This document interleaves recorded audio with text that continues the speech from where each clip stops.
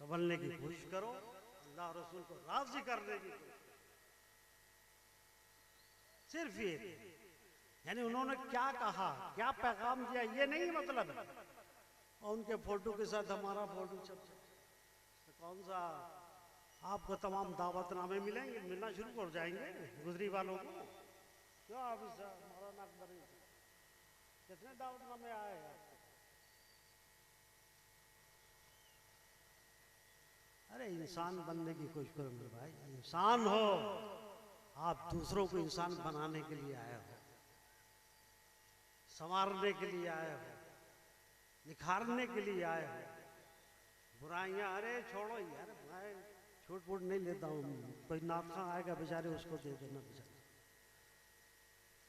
मैं जो दर्द है उसको आपके सामने रख रहा हूं। अफसोस होता है हालात को देख ले, इसलिए समझने की कोशिश करो। नमाज जैसा फरीजा आपको मिला है जो सुकून इत्मीनान बख्शता है, माहौल को साजगार करता है, एक दूसरे को करीब करता है, कंधे से कंधा अमीर और गरीब मिला करके खड़ा होता है, ऐसा पैगाम कौन देता है जी सिवाय इस्लाम के कोई देता है?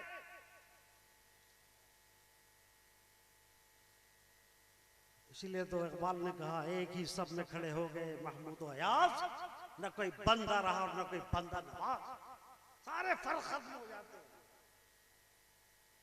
माहौल को ठीक करने के लिए तो दिया गया ये है, सुकून से रहने के लिए तो दिया गया है। जब सब एक हो जाओगे तो इख्तिलाफ कहाँ रहेगा? इख्तिलाफ को खत्म करने के लिए नमाज दी गई है। और हमारे यहाँ तो मुखिया का इलेक्शन हो रहा है तो इख्तिलाफ बढ़ रहा है, घर में बंटवारा हो रहा है तो इख्तिलाफ हो रहा है। एक एक फर्द बटा हुआ नजर आता है। जब कौम का एक एक फर्द बटा हुआ नजर आएगा वो कौम जिंदा रह सकती है जी। हम भी कुछ जानते हैं, माहौल से सीखते हैं, तो आपके सामने ला करके बात रखते हैं ताकि ये दूर हो जाए तो हमारी कौम जिंदा रह जाएगी। तो क्या है, उस कौम को कोई नहीं पूछता है जिसके अंदर शूर जिंदगी न हो, जिंदगी गुजारने का सलीका न हो तो पूछेगा। इस्लाम आया है शूर जिंदगी देने के लिए, माहौल को बेहतर बनाने के लिए आया है। देखा नहीं बच्चियां जिंदा दरगोर की कर दी जाती थी कि नहीं की जाती थी? अरे आपके मौलाना लोगों ने तकरीर की है कि नहीं कभी? वो भी तो इंसान है। इस्लाम आया, दस्ते शफकत रखा बच्चियों पर, जीने का सलीका का फरमा दिया है। यही नहीं, इज्जत अता फरमाई मेरे आका ने। एक सहाबी रसूल सल्लल्लाहु अलैहि वसल्लम अर्ज करते या रसूलल्लाह मेरी 3 बच्चियां हैं। तो परेशान होने की क्या बात? तीनों को दीनदार बनाओ, अच्छी तरबियत दो, अच्छी तालीम दो, ये तीनों तुम्हारे लिए जन्नत का टिकट हो जाएगी। इज्जत दी कि नहीं दी? बोलो, किसने इज्जत दी? इस्लाम ने।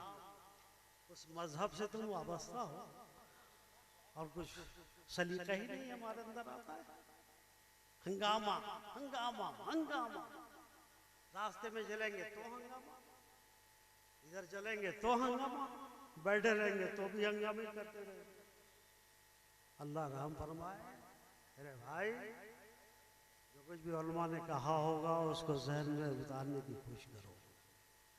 अगर सही बनना चाहते हो, अपने को सुधारना चाहते हो, तो उनके कलमाते खैर को अपने ज़हन में उतारो और उस पर अमल करने की कोशिश करो। अमल करोगे तब अल्लाह राजी और खुश होगा। खाली जलसा कर लिया, सजावट ये कर दी वो कर दी, इससे कुछ नहीं होगा। थोड़ी देर के लिए कुछ नेकियां मिल जाएगी और क्या होगा। अमल करो, जो भी कहा गया है, जैसा आपने यही थोड़ी किया है, लाखों रुपया खर्च कर दिया, ऐसी बेकारी खर्च कर दिया। लोग कहेंगे साहब गुजरी में जलसा हुआ, बहुत शानदार था, इतना शानदार था। अब पूछेंगे मौलाना साहब ने क्या कहा, तो कुछ पता ही नहीं है क्या कहा। ऐसा भी होता है, तो मेरे साथ कोई वाक़या हुआ। एक साहब मोटरसाइकिल चलाते हुए, बाइक चलाते हुए भागे चले आ रहे हैं। मुलाकात हुई, मैंने कहा कहाँ से आ रहे हैं? अरे रात बहुत बड़ा जलसा हुआ था, इतना मजमा था, इतना मजमा था। मैंने कहा भाई ठीक है, कौन था, खतीब कौन था? तो उन्होंने बताया कि फला साहब। मैंने कहा भाई उनके नाम पे तो सब इकट्ठा हो ही जाते हैं। आ गए, बताइए। एक बात मुझे बता दीजिए कि उन्होंने फरमाया क्या था? अफसोस होता है अपनी कौम को। पूछा मैंने पूछ दिया, तेरा बेवकूफ़ी की नहीं पूछना चाहिए। तो कहते इहदिना सिरातल मुस्तकीम, यही फरमाया था। अरे मैंने कहा ये तो आयत पढ़ी होगी मेरे भाई, पंज वक्ता नमाज में आप भी पढ़ते हो इहदिना सिरातल मुस्तकीम। मैंने कहा इसके सिलसिले में उन्होंने क्या फरमाया वो मैं पूछना चाहता। अब मेरा मुंह देखने कुछ मालूम होता ना तो ये देखे कि इतना बड़ा हंगामा था, इतना शोर शराबा था, इतने लोग आए हुए थे, इतनी सजावट थी। बहुत बड़ा, बहुत कामयाब हो। यही कामयाबी है हमारी है। कुछ समझ में नहीं आया कि क्या कह गए मौलाना, कामयाब हो गए। कामयाब ये है कि जो मौलाना फरमा करके जाए उस पर अमल करने की कोशिश करो, ये कामयाबी है। इससे कामयाबी तो हवा में उड़ गई भाई, मुंह से जो बात निकलेगी वो हवा में उड़ जाएगी। हवा में फिराने से बेहतर ये है अपनी जिंदगी में उतारने की कोशिश। तो फराइज इलाहिया की अदायगी करनी चाहिए। इसका बदल कुछ नहीं है हमारे पास सिवाय इसके कि हम अदा न करें। हम अदा करें। नमाज फर्ज है कि नहीं फर्ज है? बोलो, अरे बोलो ना। हाँ, कितने लोग पढ़ते? हाथ उठाओ। सब उठाएंगे और मस्जिद में कोई नहीं। ये भी जानते हैं हम कि मस्जिद में कितने लोग नजर आएंगे। अरे मस्जिद में अगर सब लोग नजर आने लगो तो सब मस्जिद में छोटी पड़ जाएगी। क्यों मौलाना ने आपकी मस्जिद में कितने आदमी हैं? इसे जो हाथ उठाए हैं सब आए हैं, कोई नहीं है। एक तो आपने गलत हाथ उठाया, ये जायज है? झूठ हुआ ना। अरे बोलो ना भाई।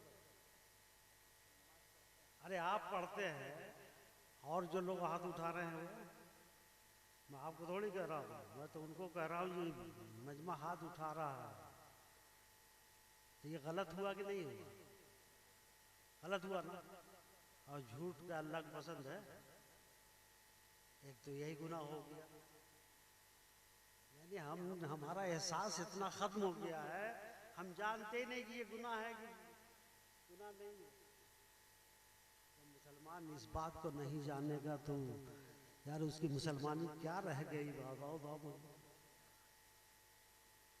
मुसलमान ये है जायज़ और नाजायज़ में फ़र्क करने वाला जो होता है वो मुसलमान, हराम हलाल में फ़र्क करने वाला जो जानता है वो मुसलमान होता है यार। तब ना हराम चीज़ से बचेगा, जब जानेगा तब ना बचेगा।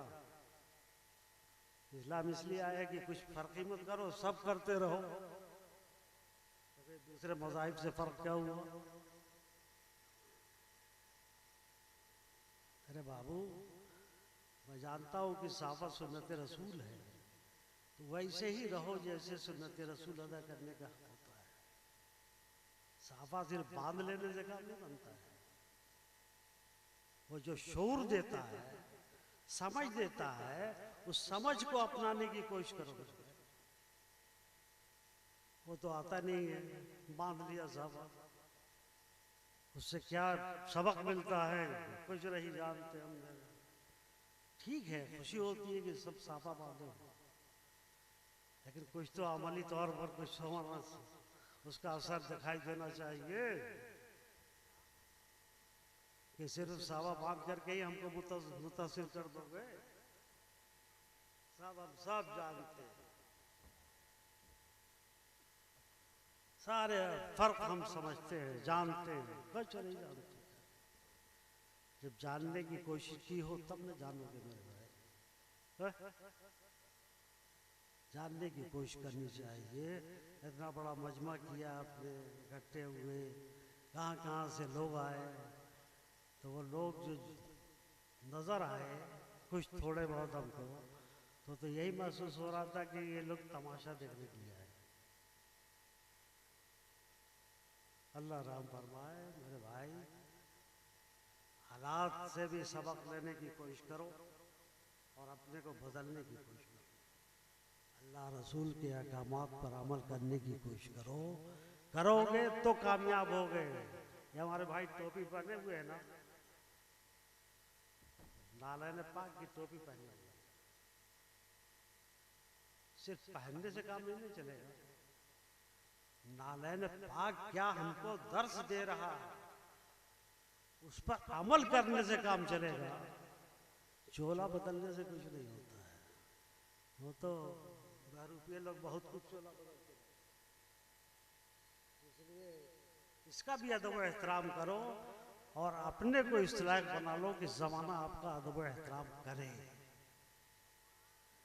जो ये ऊपर से नजर आ रहे हैं अंदर भी ऐसे ही हैं, ऐसे बनोगे तब जमाना आपकी कदर करेगा, आपको इज्जत देगा और अल्लाह ने जो वादा फरमाया है वो आपको हासिल होगा।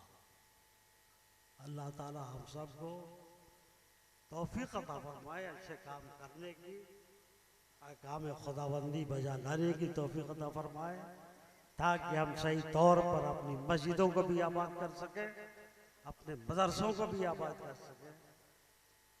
यहाँ कोई मदरसा है मकतब में? हाँ, मकतब से काम चल जाता। कम से कम यही कोशिश है कि चलो मकतब तो है, कुरान मजीद तो पढ़ लेगा। अभी मौलाना फैजान ने बताया हमको कि हमारे स्कूल में कुछ मुसलमान बच्चे दाखिले के लिए आए। अब अपने माहौल का जायजा लें। तो एक बच्चे से मैंने पूछ दिया, कलमा याद है बाबू? अब बच्चा गुमसुम मुंह देख रहा है। 7वीं क्लास में वो दाखिला लेने के लिए आया है उनके यहाँ, 6ठी में लिए आया होगा, प्राइमरी के बाद 6ठी में। तो उसे कलमा नहीं मालूम है, लेकिन उसके घर वालों ने कलमा सिखाया नहीं। अफसोस है कि अफसोस की बात है कि नहीं बोलो। और फिर कहते हो कि हमारे साथ ये हो रहा है, हमारे साथ ये हो रहा है, हमारे साथ ये हो रहा है, हमारे साथ क्यों नहीं होगा जी? इस कौम के बच्चों को कलमा ना मालूम हो, उस कौम का मामला कहाँ जाएगा का समझ नहीं आता। इस कसक को महसूस करो। आपकी जिम्मेदारी है कि आप अपने बच्चे को भी मुसलमान बना करके रखो। जिम्मेदारी से बच नहीं सकते हो, भले ही डॉक्टर बनाने की कोशिश में लगे हो, कम से कम पहले मुसलमान तो बना लो यार। अब जिसे कलमा नहीं मालूम है तो क्या करेगा? नमाज पढ़ेगा जाकर के। आपने 10,000 का मोबाइल जो अपने बच्चे को जरूर दिया हो, 20-25 रुपए की किताब नमाज की नहीं दी होगी, दी है? जितने यहाँ बैठे मुझे आप बताओ, किसी ने दी है यार? तो कैसे नमाज वो पढ़ेगा जब नमाज नहीं जानेगा? तो वो आपकी भी नमाज नहीं पढ़ेगा। हमने देखा एक जगह बहुत पढ़े लिखे, बहुत बड़ा पढ़ा लिखा तबका है और मालदार भी बहुत है। एक साथ थे हमारे मिलने वाले मदरसे वालों को, तो सबको खुश रखने की कोशिश करनी पड़ती है ना जी, नहीं तो चंदा नहीं देंगे। तो उनका इंतकाल हुआ हाजी साहब का, बहुत मोहब्बत करते थे। तो हम लोग तो नमाज जनाजा में शरीक हुए।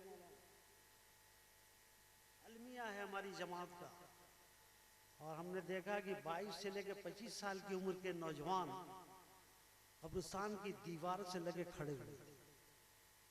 सलाम फेरा है तो सबकी निगाह नीची हो गई शर्म के मारे।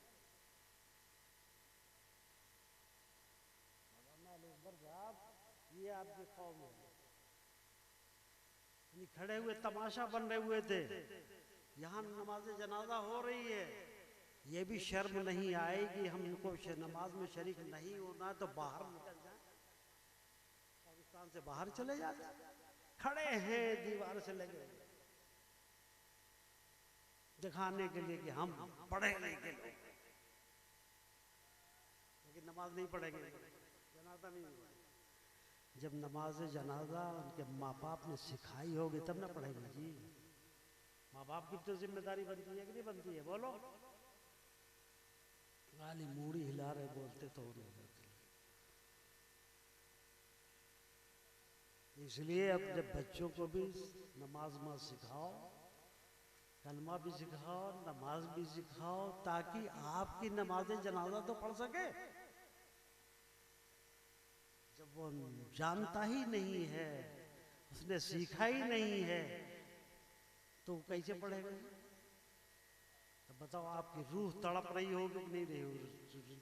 तड़पेगी कि नहीं? तब तक काश मैं इतना मालदार ना होता, इतनी ऊंची तालीम अपने बच्चों को न दिलाए होता, तो कम से कम मेरी दुआएं मग़फ़िरत तो पढ़ करता। जनाजा में है क्या? दुआएं मग़फ़िरत ही तो है। अपने बच्चों को कम से कम इस लायक तो बनाओ कि वो दुआएं मग़फ़िरत आपके लिए कर सके। मेरे कहने का मतलब ये है, इसलिए मेरे भाई वक्त खत्म नहीं हुआ है। जब तक सांस आ रहा है, अभी क़यामत तो बहुत दूर है, तो अल्लाह के इल्म है कि कब आएगी कब नहीं। लेकिन हमें मौका मिला है तो अपने बच्चों को संवारने की कोशिश करेंगे कि नहीं करेंगे, ताकि कम से कम इसके हाथ उठे, आपके लिए दुआएं मग़फ़िरत तो कर सके। इसलिए मेरे भाई ठीक है, आप अपने बच्चों को ऊंची से ऊंची मंजिल अता दिलाइए, उनको कोशिश करके वहां तक पहुंचाने की कोशिश कीजिए, लेकिन उससे पहले आप अपने बच्चों को मुसलमान बनाइए, तब ना आपके लिए कुछ करेगा वो। नहीं तो कल क़यामत में वो जरूर ये रब की बारगाह में शिकायत आपकी करेगा कि मेरे माँ बाप ने मुझे इस्लाम की रोशनी ही नहीं दी। सर रब, मैं क्या करता, कहेगा कि नहीं कहेगा? उस दिन से बचने के लिए अभी वक्त खत्म नहीं हुआ है। अपने बच्चों को दीनदार बनाने की कोशिश करो, दीन सिखाओ। आज दीन न सीखने की वजह से हमारी बच्चियां कहां से कहां जा रही है जी। और फिर शिकवाई है कि हमारी बच्चे की इर्तिदाद में जा रही है, फंस रही है। जब दीन नहीं जानेंगे, इस्लाम की खुसूसियात नहीं जानेंगे, इस्लाम के बारे में नहीं जानेंगी, तो कहीं भी भाग सकती है ना। तो ज़माना लगा हुआ है आपके बच्चों और बच्चियों को खींचने के लिए, आप उनको बचाने के लिए दीन सिखाइए, ईमान की रोशनी दीजिए, इस्लाम के खुसूसियात बताइए, तब उनका ज़हन बनेगा कि नहीं, इस्लाम छोड़ करके हम किसी मजहब में नहीं जा सकते।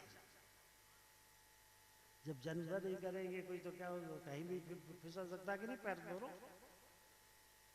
आपने भी अखबार में पढ़ा होगा, हम भी कभी कभी पढ़ लेते हैं, जब ये मंजर सामने आता है तो बेहद तकलीफ होती है कि क्या किया जाए।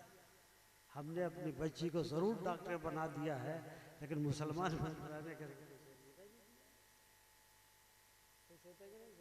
अरे हमारी बच्ची MBBS कर रही है, MD कर रही है, अरे कलमा भी याद है कि नहीं उसे? याद है?